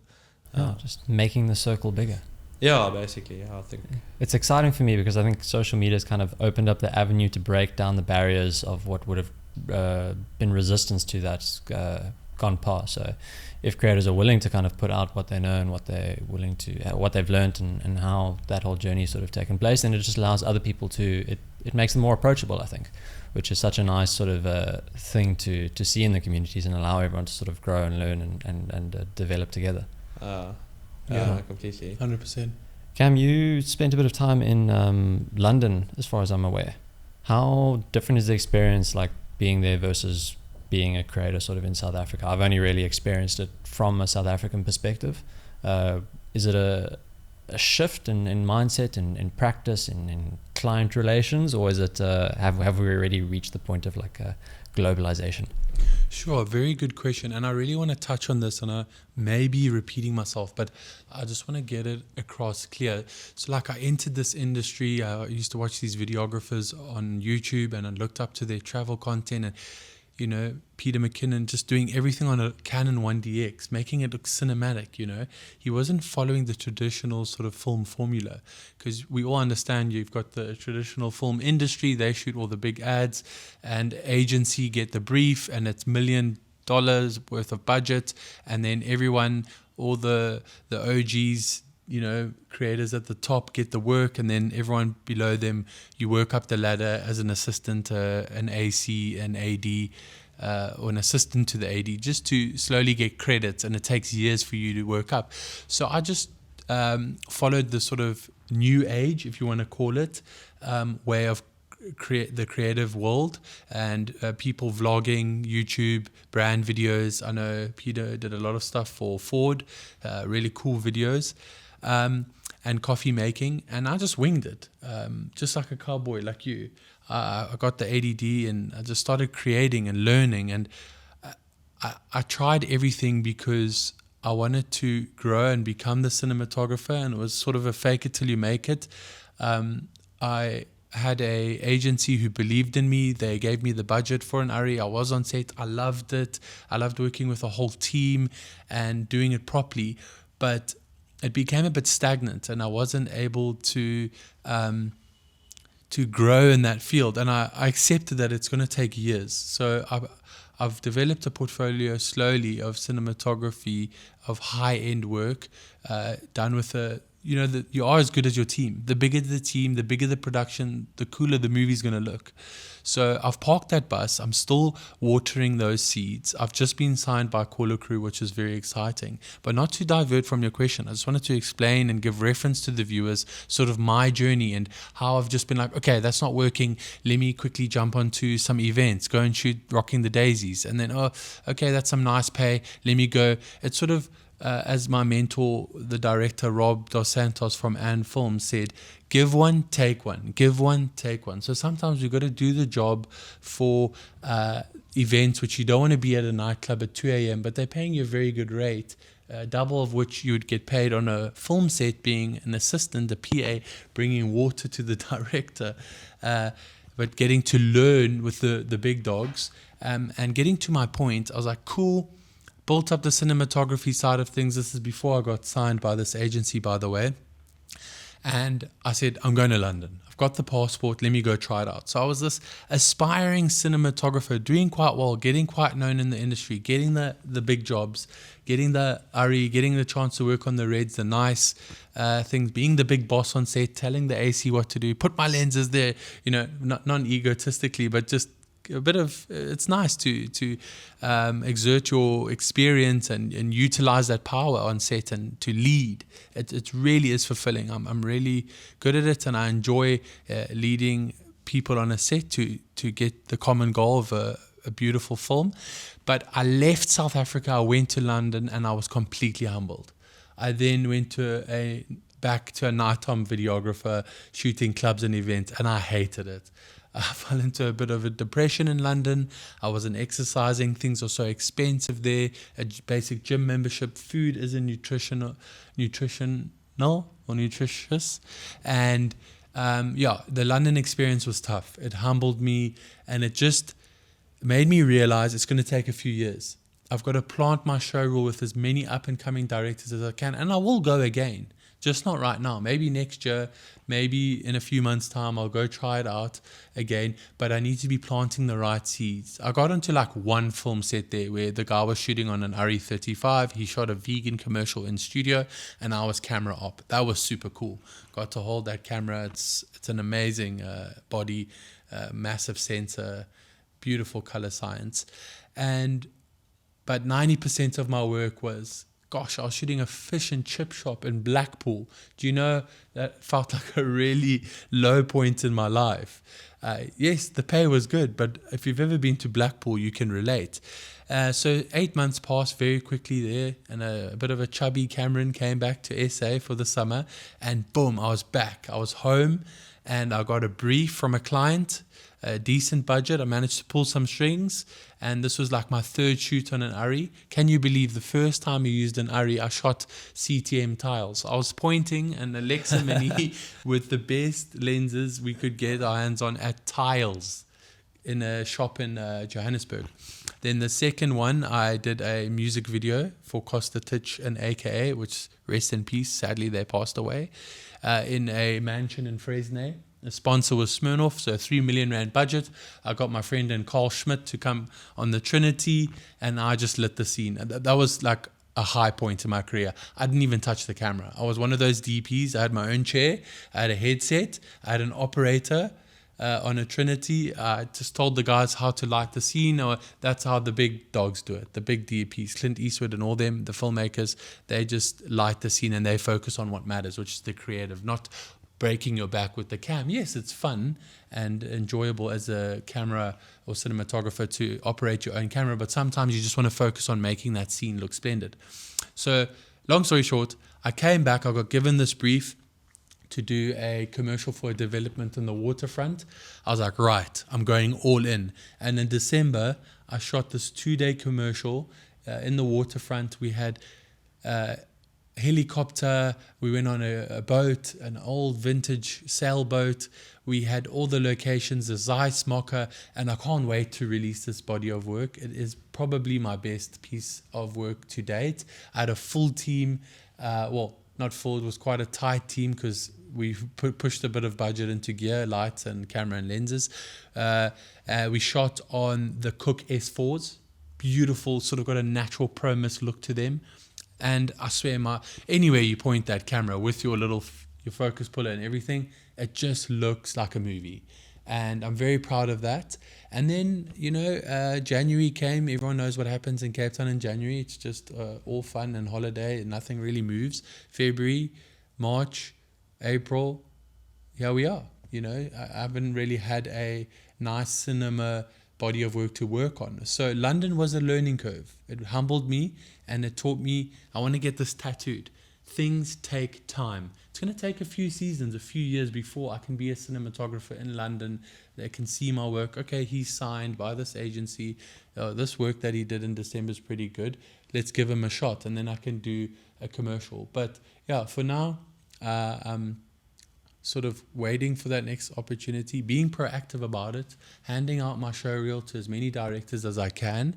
But you have to be flexible and you have to be adaptive as a creative in this day and age. As I said, it's very saturated, it's very competitive. So got a cool opportunity with a youngster to go to Dubai, shoot his content, and that's what I'm doing now. I'm not going to release it, but I'm going somewhere really cool next month overseas, something to do with race cars. You can probably put 2 and 2 together, but that's going to be cool. I get to travel, get to eat nice food, stay in some cool places, and for now that's my journey, but the cinematography plant is being watered. I love it. I've got a last question for both of you before we wrap up, and I think it's my most important question for the day. As filmmakers, especially on long days, it can get tiring and carrying around lights and cameras and stuff. It's hard work. So what are your gym routines?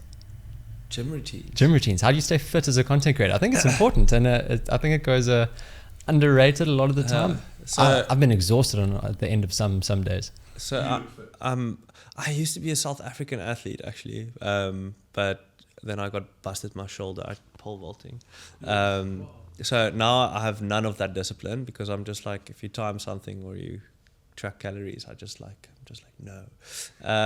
So I actually go and I sit in Jonkershoek and I work in the roastery there, and then it's less effort to go run than to go home. So yeah, that's kind of how I stay fit. And I surf a lot though. Yeah, just make sure there's like an adventure once a day if you're not shooting. Kind of to revitalize. Love it. Yeah, but I'm definitely a chubby Juan now. I should be around 83. I'm like 93 now. So. No, still. Do you have children?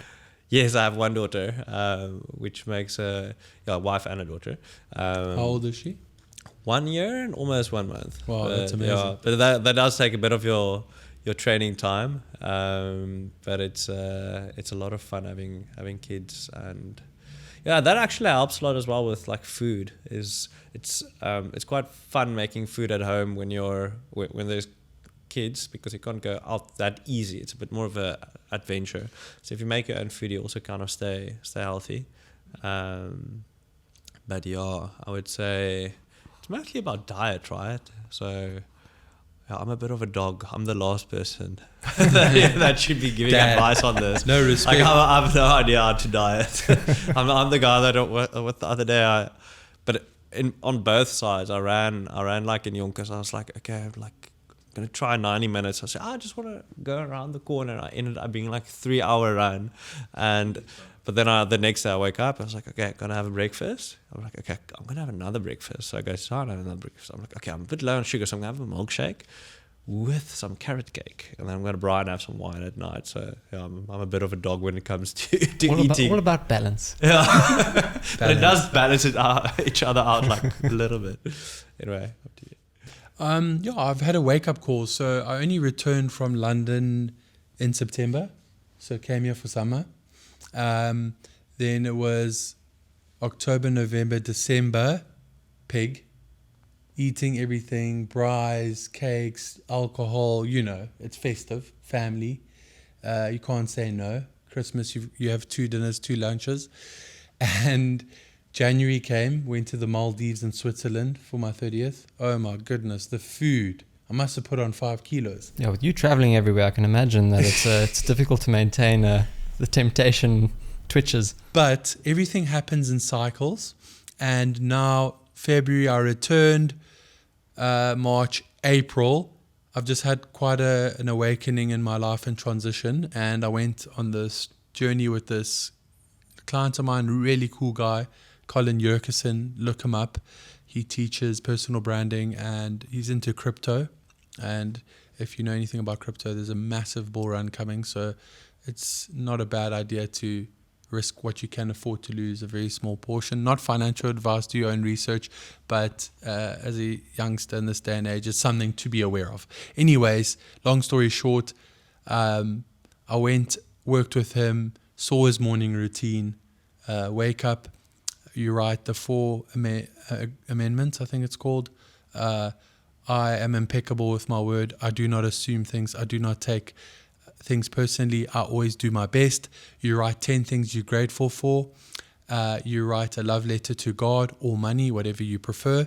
You then do a 10-minute meditation, just breathing exercise, focus on your breath, observe your thoughts, straight into a workout, and you start your day feeling like $1 million. And I've tried that. I'm focusing on myself right now, on my business. And yeah, I did that yesterday.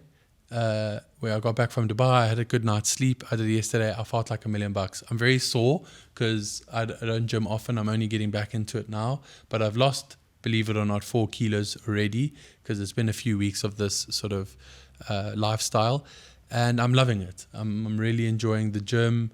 I just go to gym for an hour, sauna, a bit of ice bath, swim in the ocean where I can to ground myself, and running. I like to run along the promenade, but it's very important. I believe working out is one of the most important aspects of your life. If you're not feeling good, you're not thinking good. I have one more question. So the one thing that South Africans talk less about than sex is money. So what would you guys say? We're around 30, all of us now. I'm almost there. You're almost there. What is a good amount of, let's say, average salary to aim for as a 30-year-old solo filmmaker? It's a solo filmmaker. That is depends how much gear you want to buy. That's part of the question. Well, I want to buy lots of gear, so too much, way too much. No, it's like what's a typical goal for you at the end of the month? I think to answer your question, it's a very good question. We're quite capped because if your day rate was 10,000 Rand, I hate to talk in Rands because everything's universal now, 800, how much? $600, let's say. That's roughly 11,000 Rand. If your day rate is with your gear and that's a pretty reasonable price. 600 USD, that's cheap for international clients. What if you work 30 days in a month, which is impossible? Exactly. Yeah, that's the thing. It's like I try and stay away from hourly and day rates completely. Only on projects go. If it's 2 weeks, then I know what I want to make in the month, and I just I price it on. Exactly. That's why I'm asking, what's realistically, your goal? you could only work 10 days. Yeah, So that's $6,000. That's a nice salary, but things are expensive nowadays. Things are going up. The rand's getting weaker. I would say 100,000 rand minimum, but and I'm really happy to sort of conclude it on this, because you said I am now developing my personal brand and getting into creating courses and giving more value to the community to sell digital products to create passive income. Because gone are the days where I'm only going to rely on income. So I would say 100K rand minimum, but you should aspire for 10,000 rand. That's like directors, no? No, you can do it as a freelance if you're a director on the board. But some directors, this director told me he charges 45, close to R1 million a commercial. But they work 2 or 3 commercials a year and they're done. But he's a SAFTA award-winning director, so he's the highest tier. So it depends sort of what tier of creative you are. But I think as much as gear is 50 rand a MacBook, 60 grand for this 12 to 24 mil Sony lens that I really want, we should be earning a minimum 100K just because of some cards are 10 grand. But you should be aspiring to create digital products and products on your personal brand that can make you more money than breaking your back. Because my back's getting sore. I don't know about you. Yeah, no, exactly. I'm tired of operating. I'm literally building a course on pricing at the moment. So that's why I'm asking the question, because the first thing before you can price is kind of to have an idea of what you want to earn. 100%. And, but you haven't answered my question. What is a goal for you? So yours is minimum 100K? Minimum. Okay. Otherwise, I'm not doing this. I'm going to go be an accountant. I'm going to give you a really bad answer and say 30, purely so that I'm going to say base costs can be covered so that I can do other exciting things. I love filmmaking and I love creating content for clients and brands and everything like that, but I love doing a lot of other things a lot more, like the podcast project or building platforms or different companies. But let's say your full as a creative, your revenue that you're aiming at. Is it a beginner or a No, us. Okay, yeah. With the 7 years I've put in. Matt Alexander, creative. What's the revenue you chase at the end of the month? Because we never know what we're going to get. That's the thing. That's why I'm open to asking. We all have a number that we're kind of going for. 8K day rate, 10K day rate. Sometimes can you do it for 3? It's that's basically charity. Yeah, it's difficult because you got to understand sort of intention. Is the plan to continually earn that for multiple years and iteratively sort of step that up just to kind of sustain and grow and buy a house and buy a car or do whatever you want to do, or is the plan to build a company or do something else alongside that? And the trade-off kind of that you have to sort of balance to facilitate one or the other.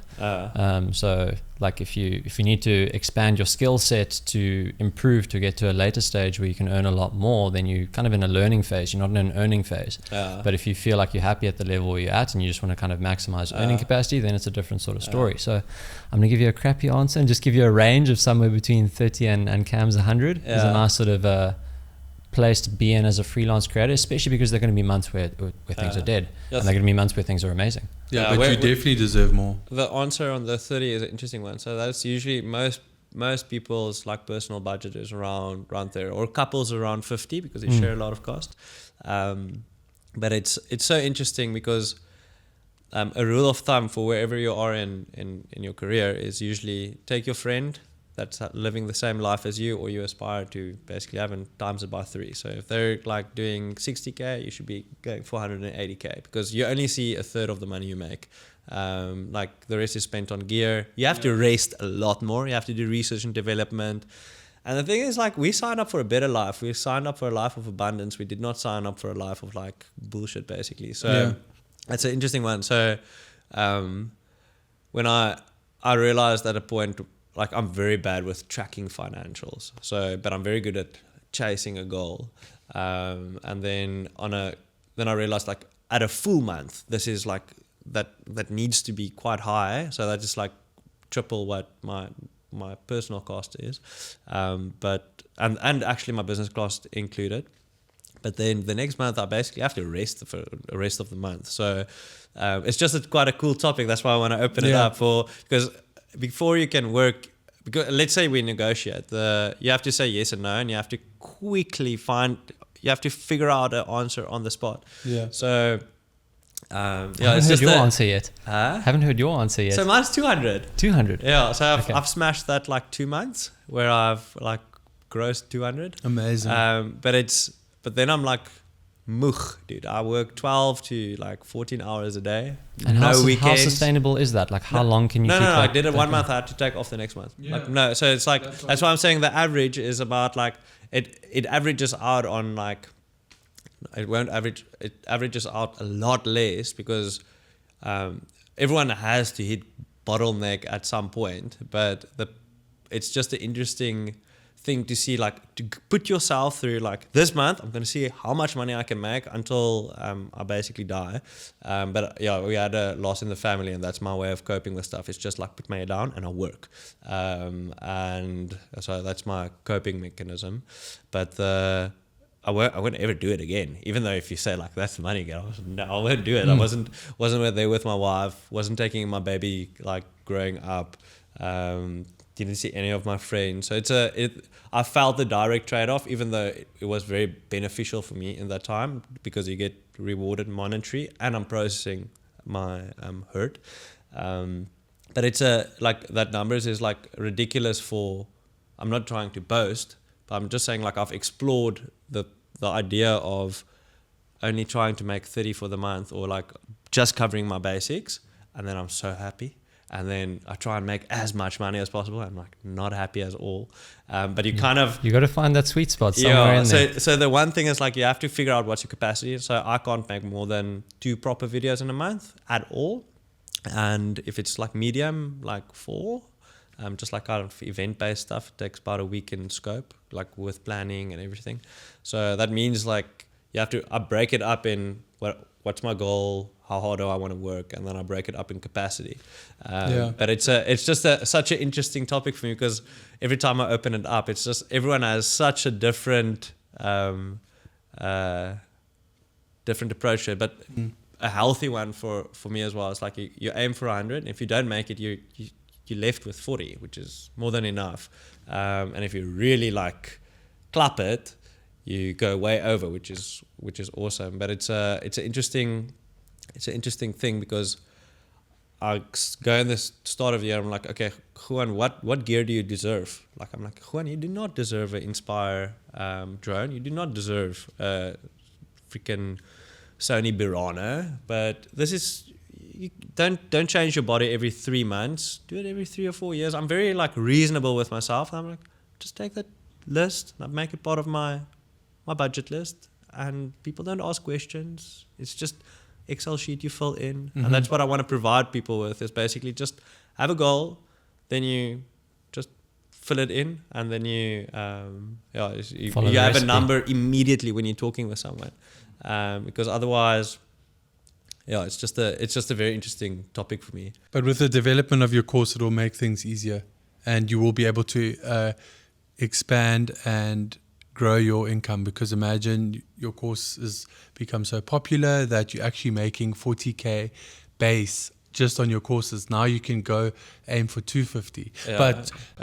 So basically on the 200 thing is like, you aim for 200. If you don't make it, you're left with, you should, the number that you aim should make you smirk, basically. You should smile at your goal, and then like if you fail, you're still happy, if you know what I mean. Yeah, of course. How important are retainers in that sort of peace of mind and into that consideration? Okay, so retainers are crucial, I think, especially when you're entering the market, to have some form of stability. If you want to finance a car, not everyone has cash for a car, and you need something reliable. If you're driving down the N2, you can't drive an old cool car. You need to have something that's I don't know, like under. You must be confident that you're going to make it to set. Just to basically cover your basics, if you can have a retainer but this is the trick, not with art, not with like pushing yourself every time, with some form of like formalized product that you give them that's like professionalized. And that's a big mistake that I made, is like I said to a client, like, I'll give you like a video every month, and they're like, okay, cool, what's next? And then you have to outperform yourself every time, because and then you're under constant pressure from the same client. So if there's a tip for that, it's like, get a retainer, like to just have some form of stability. I remember start of 2021, I made zero income in January, and like having some form of stability, like, okay, I'm gonna work like two weeks of the month 100%, and then because that's my retainer work, and then 2 weeks I can do whatever I want to, and grow. And you can decide, am I capitalizing on money, or am I gonna teach, or gonna go back to learn? And that's your freedom. And then so retainer is definitely a big part of it. But the little trick that I've learned is just to formalize and to professionalize your offering in that. Don't keep it open-ended, because especially not something that has to develop. Have a product and have it. You don't want to reinvent the wheel with a retainer. You want something that's basically a recipe and reasonable. Just apply it. And quantifiable. Not something that's very high level almost. And what do you think are the right techniques to like approach companies or brands that you've been working with and actually broach that sort of conversation topic? And how do you get them to kind of, I'm going to say, commit to the idea of a consistent sort of output again and again and again?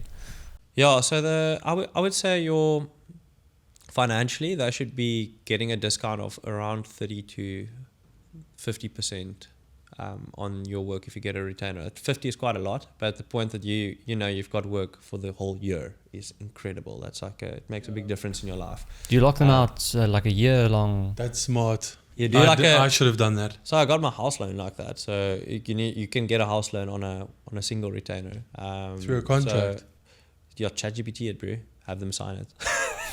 It worked. That's so smart. But how did you get the house loan? Did you have to get paid a year by this? So did you have to prove? You obviously did the retainer for a year. 3 months of payment or something. That's so smart. So it's definitely ways around, but you get bored quite quickly. So there's a lot of almost want to say demons that haunt you with retainer work, because then you're back into the system that you're against.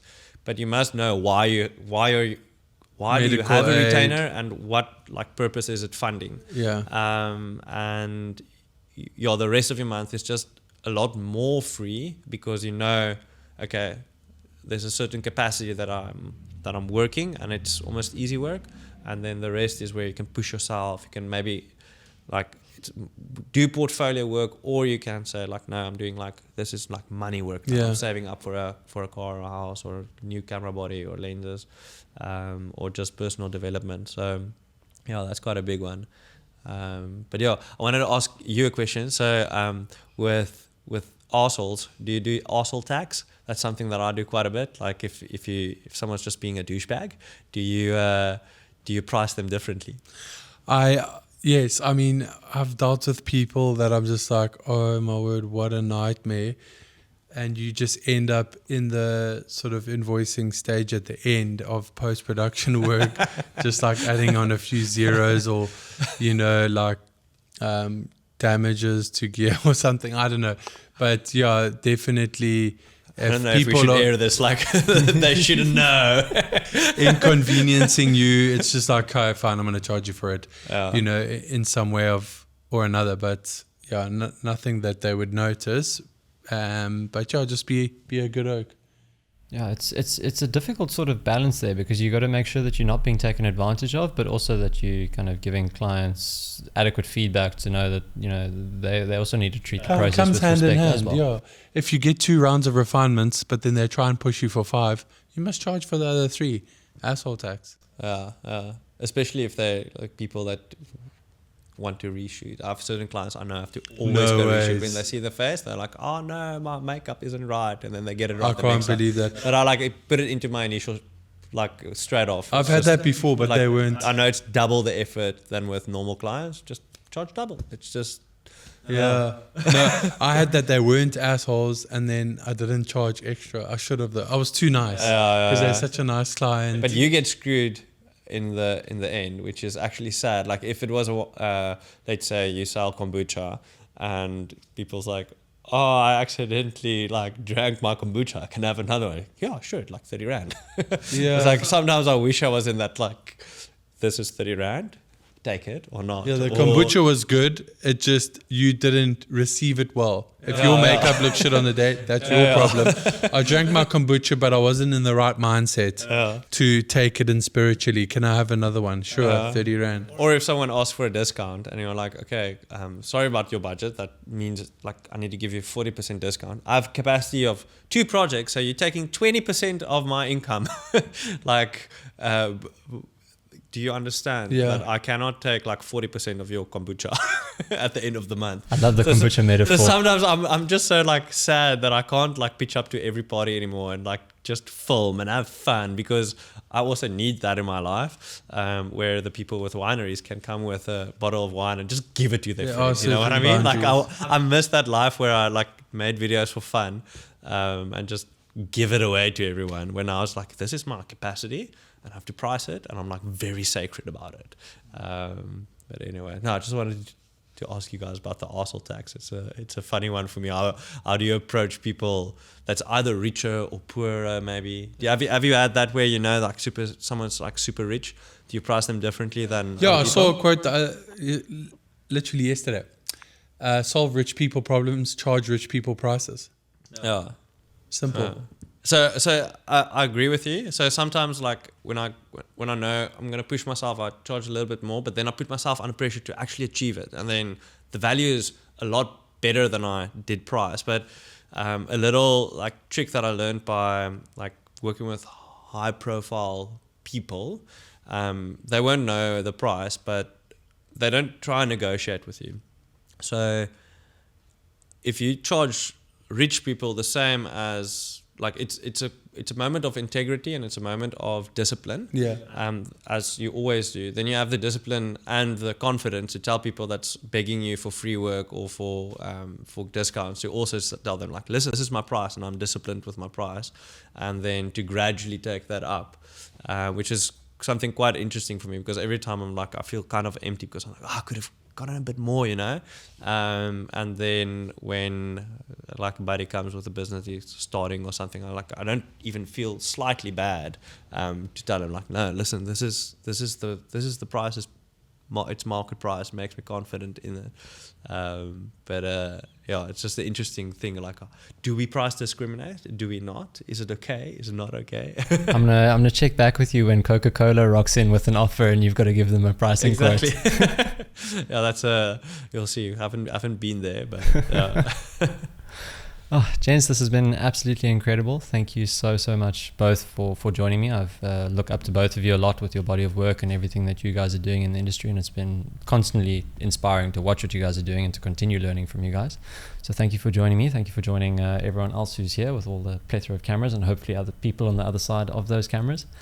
If there's any last thoughts or where people can find you, please do let us know. But otherwise, thank you for joining me, and it's been a pleasure. Yeah, like I did, just straight back at you, like, you're one of the creators that I see as the most disciplined, and you have a vision, always pushing into the next platform, into the next, like, pushing boundaries every time and making it happen. As you said with your goals with this podcast as well, it's really inspiring, and just like I'm tapping into your energy. It's like, yeah, I feel ashamed that I feel so good after this podcast. But glad to hear I just it. want to say, like, you're also like a big inspiration, and I know of a lot of people that look up to you and everything that you do. So yeah, thank you from my side. Paid actor. And yeah, also from our side, Maddie, thanks so much. No one really knows this, but the Maldives and Switzerland trip, you were able to assist me with a favor on 2 lenses, you know, for the whole month. So I must, you know, thank you so much for that and making it happen. It means a lot to me, and you know, the favor's always there if you ever need a buddy to come help you film something. Or Hey, well, here's the extra camera there. Favor cashed in. So you've been a part of it, and always, you know, been more than willing to help me out with the beautiful glass that you have. And thanks for doing this. This means a lot. This is something I've always wanted to do. I thoroughly enjoyed today, especially chatting with you. Not Juan. Juan. But anything with the Juan, because it was go on. I can't say it now. But yeah, overall, guys, what an awesome chat. Really enjoyed it. Time went so quickly. Man. I look forward to seeing your work, potentially working with you in the future. And Maddie, keep this up. This is going to be the first of many, and well, not the first. I think you've done 2 or 3 now. Did you do Chris? Yeah, we did Chris yesterday. Amazing. Yeah. Your third one. Fifth. Fifth of many. So here's a toast to Matt and the podcast. What's it called? Matt Alexander Podcast. I haven't thought of a good name yet. Matt so Alexander Podcast. Just roll with it. Cheers, man. Fade to black. Thank you. Hey, lekker, guys.